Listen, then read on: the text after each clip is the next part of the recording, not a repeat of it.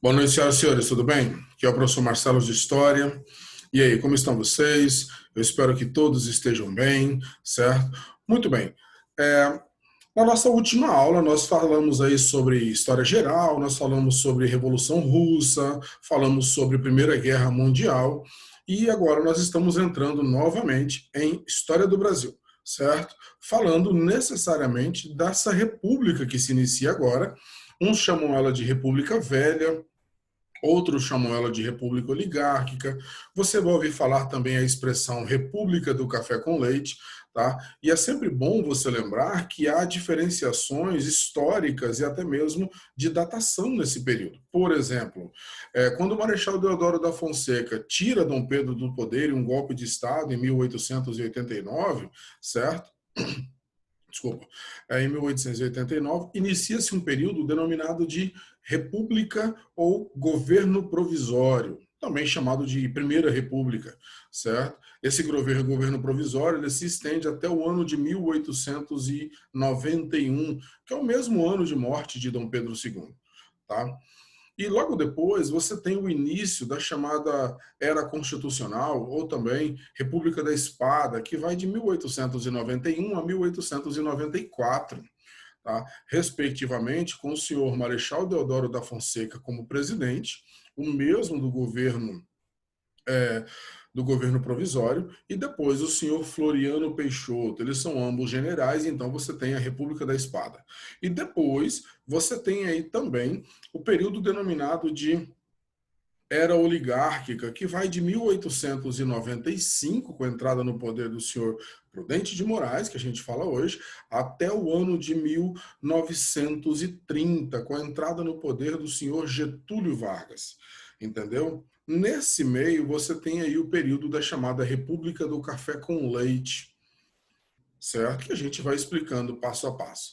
Mas é importante você lembrar o seguinte: por que República Nova? Vocês viram lá no fim do segundo reinado o processo que desencadeou o fim do segundo reinado e a chegada ao poder dos senhores é, militares. E é de fato um golpe de Estado. Eu vou compartilhar com vocês uma tela aqui que trata desse princípio, certo? Da denominada República Oligárquica. É importante que você entenda sobre esse processo. Espero que vocês estejam me vendo aqui no cantinho da tela, tá bom, senhores? Mas vamos embora lá.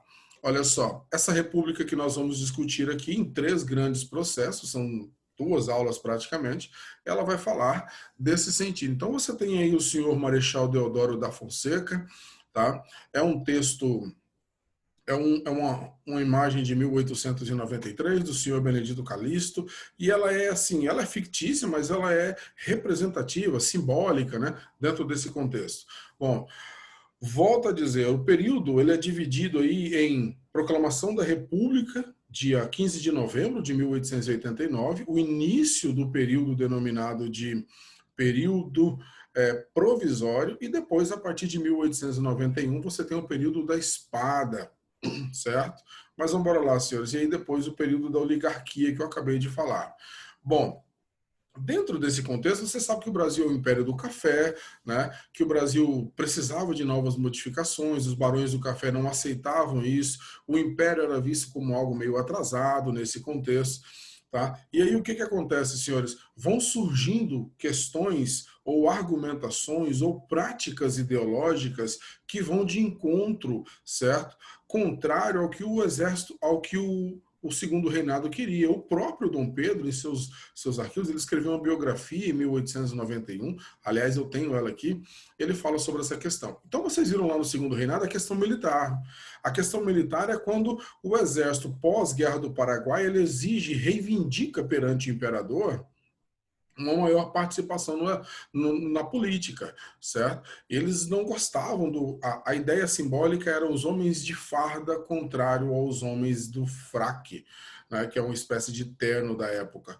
E eles exigiam uma certa reivindicação de participação política, porque eles eram vitoriosos da Guerra do Paraguai, eles eram todos da corrente positivista, de uma ideia mais racional, de uma ideia que criticava apenas a manutenção de uma questão de tradição cultural. Eles queriam algo mais ligado a uma evolução social, certo? A gente não sabe se de fato eles colocariam em prática, né? Porque quando se demonstra aí a chegada deles ao poder, se estabelece quase que um mais do mesmo, mas a grande questão é essa. E como Dom Pedro praticamente foi muito omisso, eles vão acabar se ligando ao movimento republicano.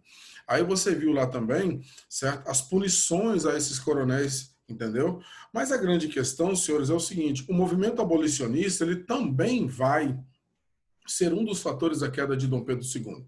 Pelo seguinte, a Lei Áurea do dia 13 de maio de 1888, ela bate de frente com os fazendeiros escravagistas ou escravistas, porque eles alegavam que eles estavam perdendo uma parte da sua propriedade, né? O negro era visto como propriedade. E eles exigiam indenização. Indenização essa que Dom Pedro II não deu. Então, eles também vão se aliar ao movimento abolicionista por conta disso. E essa proteção que eles davam a Dom Pedro vai abalar, de certa forma, a relação entre a elite agrária e o imperador.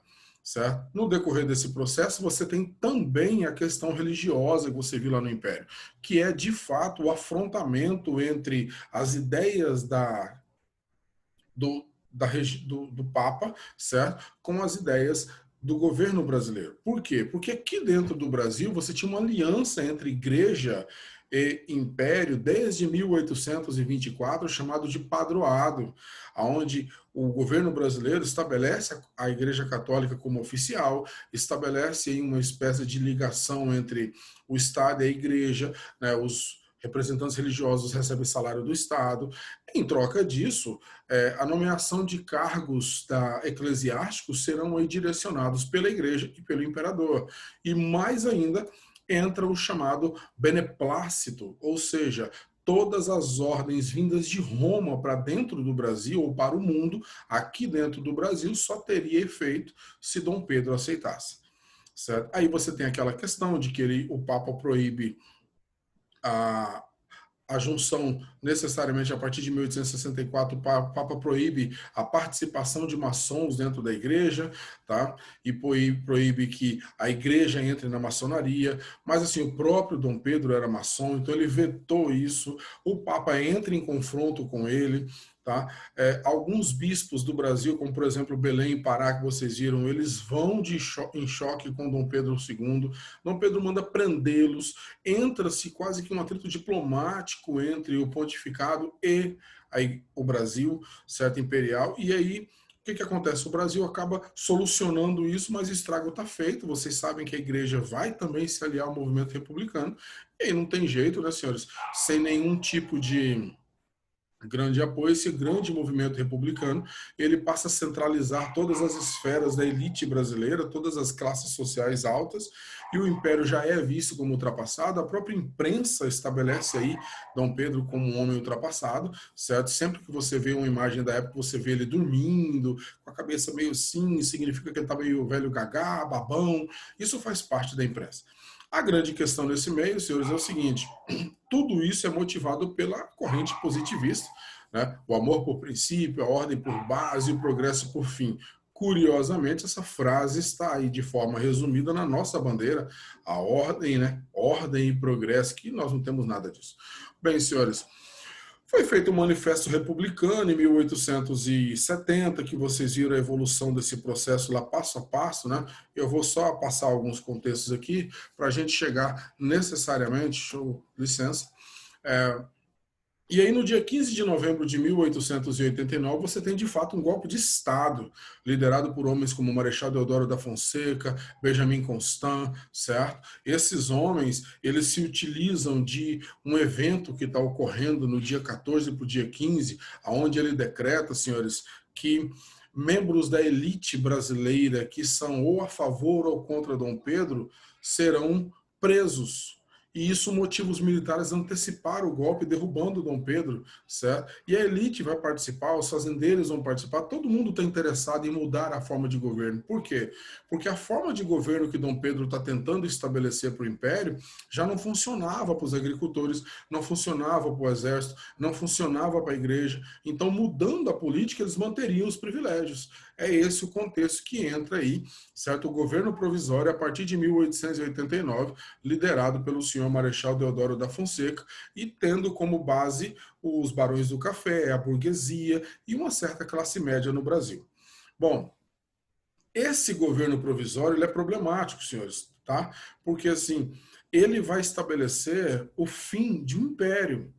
E como você chega a esse novo tipo de governo, senhores? Como você estabelece a economia, a política, a sociedade, né? 90% da população é pobre. Então, o que acontece? Isso aqui é uma frase do livro Os Bestializados, onde ele diz: o povo assistiu a tudo bestializado. É uma referência à ignorância do povo mediante o que está acontecendo.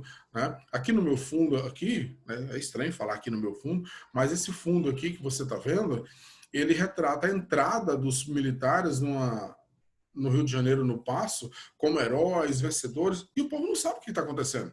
Então, assim, a partir daí você tem a chamada República da Espada, ou República dos Militares. A primeira coisa que um país, quando ele tem um golpe de Estado, né, seja ele em prol do militarismo, seja ele em prol da democracia, né, seja ele em prol de uma ditadura, ele precisa de reconhecimento internacional. Esse reconhecimento demora um pouquinho, mas vem sob o comando do senhor Marechal, sob o comando dos Estados Unidos, certo?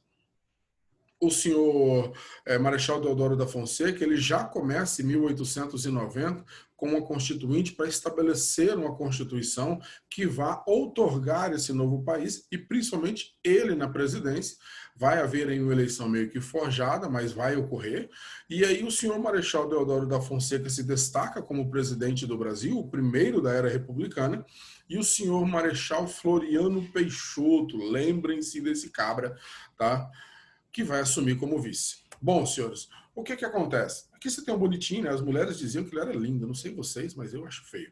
Bom, o Brasil ele foi encarado como uma república federativa, a princípio. O nome dele via bem a calhar, né? Estados Unidos do Brasil, tá? Até a bandeirinha era idêntica à dos Estados Unidos, coisa mais vergonhosa, eu já mostro para vocês. A família real foi banida do Brasil, o Senado deixou de ser vitalício. Vocês vão ver lá no governo militar que volta esse contexto com o termo de senadores biônicos, tá? Mas vamos embora lá, o Senado deixa de ser vitalício, coisa que foi durante todo o Império. O Conselho de Estado, que era uma espécie de primeiro-ministro, também se extingue. Separa-se de vez a igreja da política, certo? Ou do Estado e a igreja. O fim do padroado, o fim do beneplácito. Estabelece a separação oficial, a liberdade religiosa, apesar de que até hoje você vive uma sociedade laica, mas predominantemente cristã e quase que oficialmente católica.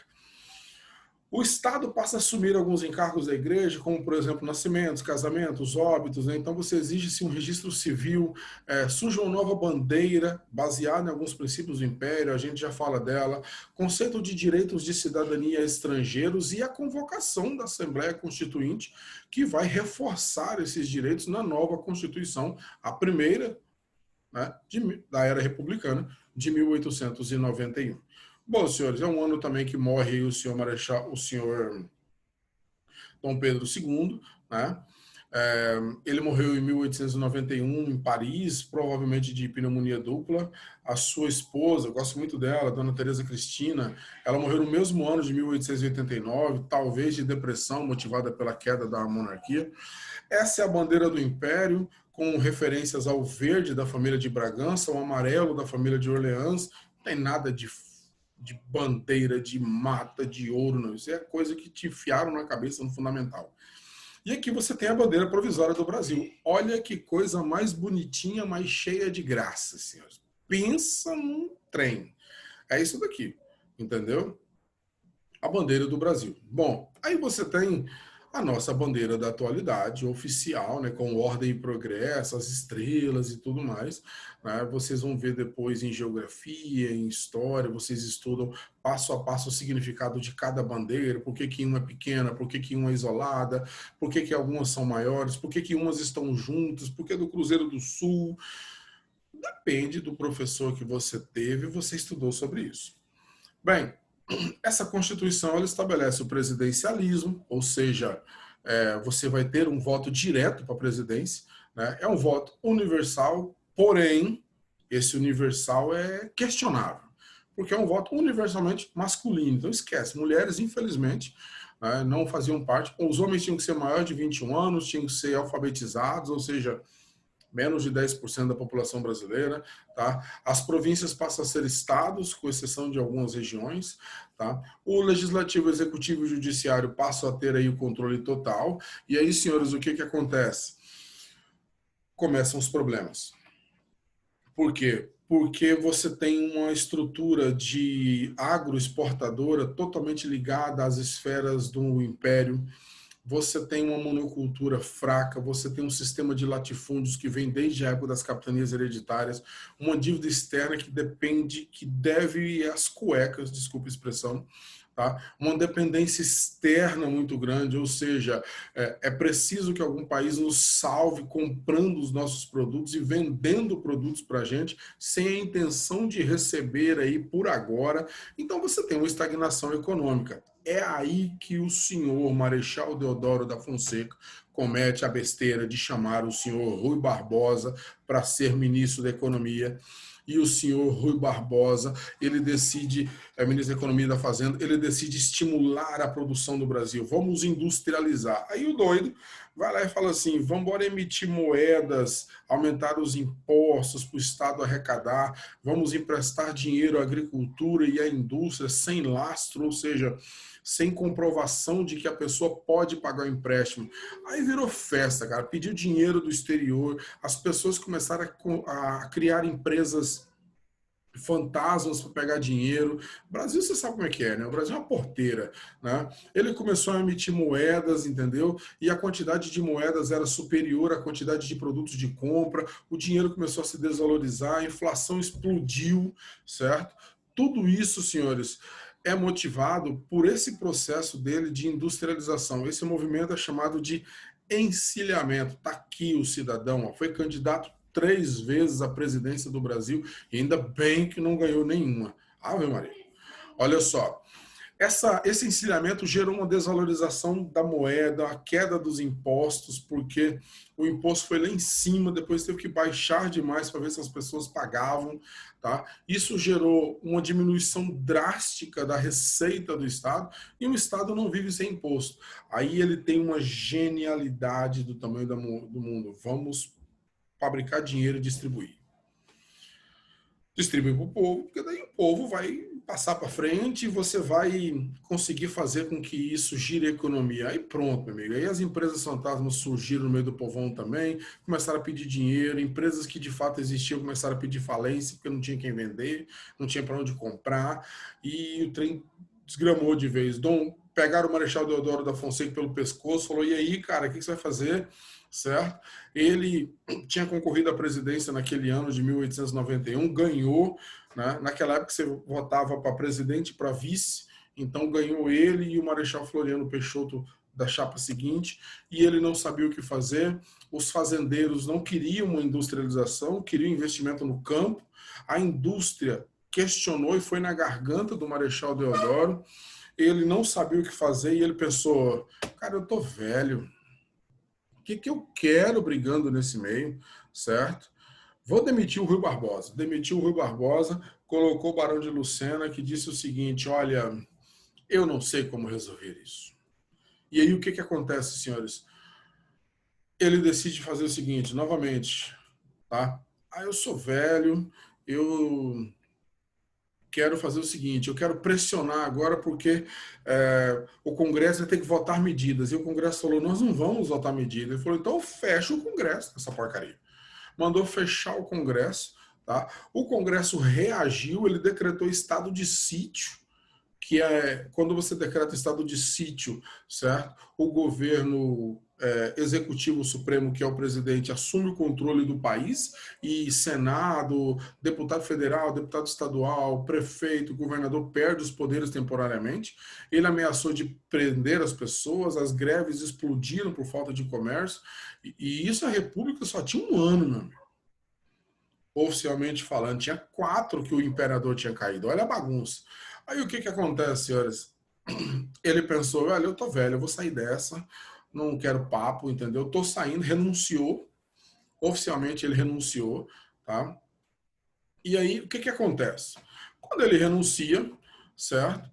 Você tem uma questão. A lei brasileira dizia o seguinte na Constituição: se o presidente renuncia com menos de 2 anos, você tem que fazer uma nova eleição.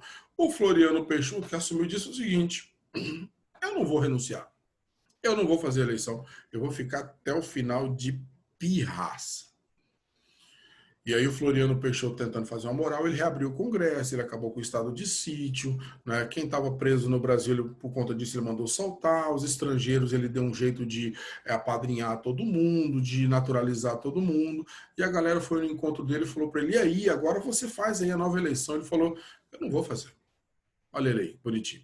Eu não vou fazer, certo? Eu disse que eu não vou fazer. E aí, o que acontece, senhores? A coisa já estava descendo ladeira abaixo, ele não conseguiu resolver, ele tentou fazer algumas reformas, mas o problema é, você está devendo, o Estado devendo, como é que você soluciona o problema? Pedindo empréstimo, dobrando a sua renda, certo? A sua dívida. Então é complicado esse tipo de coisa. E o Brasil praticamente quebrou, senhores. Por isso ele decidiu permanecer no cargo. Aí quando ele decide permanecer no cargo, tá? Os ruralistas que almejavam tomar o poder falou para ele, não, peão, você tem que obedecer à Constituição. Ele falou, eu não vou obedecer, eu vou cumprir o mandato que falta, certo? A oposição, que tinha colocado ele no poder, a oposição do Marechal Deodoro, falou para ele, uai, peão, você tá com o quê? Ele falou, não vou fazer. E aí, o que acontece? Explodiu uma guerra civil. Por quê? Porque grupos do exército e a armada, presta atenção nisso, senhores, a armada, deixa eu passar aqui, a armada, senhores, ela é a marinha, certo? Opa, deixa eu voltar, desculpa. A armada, ela é a marinha. A armada, ela era a favor de Dom Pedro no poder, ela não foi a favor da República, mas ela se manteve calada na Constituição, porque ela achou justo, teoricamente falando, mas agora que os caras que criaram a Constituição estão querendo acabar com, passar por cima da Constituição, eles falaram, agora não, negão, certo? Agora você vai obedecer à Constituição e fazer certo? Uma eleição. E ele disse que ele não ia fazer, certo? Aí a Armada pegou seus navios, foi à beira-mar e falou, então vou bombardear a capital, entendeu? Nesse contexto, lá no Rio Grande do Sul e em algumas outras regiões, começaram a questionar, certo? Por quê? Porque o Marechal Floriano Peixoto, tentando fazer aí uma graça de ganhar apoio, ele começou a destituir os governadores dos estados e colocar interventores. Até o Mato Grosso entrou no rolo, certo? E lá no Rio Grande do Sul, você tem uma galera ligadas a um homem chamado Júlio Castilho. Esse cara, ele estava ali, já tinha uns 30 anos no poder, tá? Mas ele não estava no poder naquele momento. Eles eram a favor, necessariamente, do senhor Floriano Peixoto no poder, e eles queriam que o Júlio Castilho entrasse no governo. Então, ele era o interventor que ia assumir. O problema, certo, é que esses republicanos, liderados pelo Júlio Castilho, tinham que passar por cima de homens como Silveira Martins, Gumercindo Saraiva, certo, que não eram a favor do Floriano, eles eram a favor, necessariamente, do cumprimento da Constituição. Esse grupo pró-floriano eram chamados de pica-paus. Por que pica-paus? Porque os grupos dos soldados do Brasil, na época, tinham um gorrinho, um bichinho na cabeça, assim, com um trocinho vermelho, parecendo um pica-pau. E o grupo federalista, que era a favor de uma certa autonomia do Rio Grande do Sul, eram chamados de maragatos, certo? E explodiu uma briga ali no Sul, explodiu uma briga da Armada. Olha a confusão que o Brasil virou. essa armada ameaçou bombardear o Rio de Janeiro se o Floriano não fizesse uma reeleição. Ele conseguiu, de certa forma, contê-la em 1891, mas em 1893 ela explodiu de novo, exigindo uma espécie de eleição presidencial e a consolidação da República.